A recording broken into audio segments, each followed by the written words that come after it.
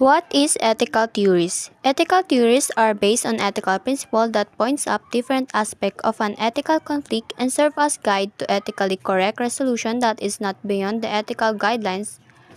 The choice of an person in ethical theory commonly based on their experiences. And there are four categories of ethical theories. First is deontology. Next is utilitarianism, virtue, and last is right. Ang deontology ay isang teoryang etikal na nakatuon sa pagtupad sa mga tungkulin at obligasyon ng isang tao. Ang tama o mali ng isang aksyon ay nakasalalay sa kung ano ito at sumusunod sa mga patakaran o obligasyon, anuman ang kahinanatan. Ngunit, ang deontology ay meron ding kakulangan.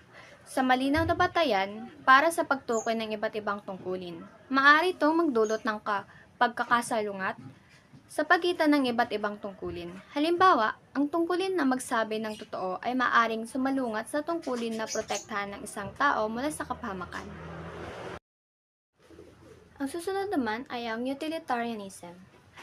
Utilitarianism is an ethical theory that judges action based on their consequences, where the morally right choice is the one that provides the greatest good for the greatest number of people.